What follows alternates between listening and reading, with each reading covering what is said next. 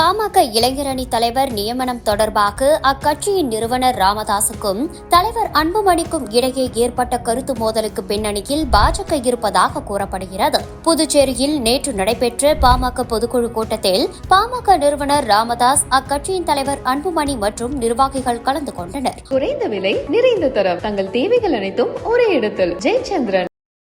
அப்போது கட்சியின் புதிய இளைஞரணி தலைவராக முகுந்தன் என்பவரை அறிவித்தார் ராமதாஸ். இதற்கு கடும் எதிர்ப்பை மேடையில் வைத்தே பதிவு செய்தார் அன்புமணி. இதனால் தந்தை மகன் இருவருக்கும் மேடையிலேயே வார்த்தை மோதல் ஏற்பட்டது. ஒருபுறம் முகுந்தனை இளைஞரணி தலைவராக நியமித்ததற்கு இந்த மோதல் ஏற்பட்டதாக சொல்லப்பட்டாலும், தந்தைக்கும் மகனுக்கும் கூட்டணி விவகாரம் தொடர்பாக மோதல் போக்கு இருப்பதாகவும் இதற்கு பின்னணியில் பாஜக இருப்பதாகவும் கூறப்படுகிறது. அதாவது பாமக நிறுவனர் ராமதாஸ் 2026 சட்டமன்ற தேர்தலில் அதிமுகவுடன் கூட்டணி அமைக்க விரும்புகிறாராம். அதனால் தேசிய ஜனநாயக கூட்டணியில் இருந்து அவர் விலக முடிவு செய்திருப்பதாக தகவல் வெளியானது. ஆனால் அன்புமணி ராமதாஸ் பாஜக கூட்டணியில் தொடர்வதையே விரும்புகிறாராம்.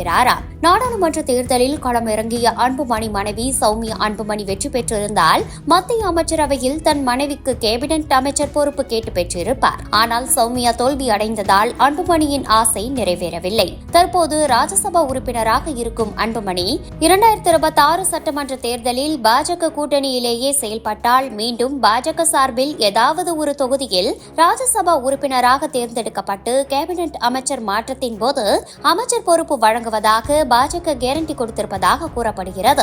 இதனால் அன்புமணி ராமதாஸ் பாஜக கூட்டணியில் கண்டிப்பாக தொடர்பேன் என்று நாடாளுமன்ற கூட்டத்தொடரின் போது டெல்லிக்கு சென்ற போதே பாஜகவிற்கு உறுதியளித்திருக்கிறாரா?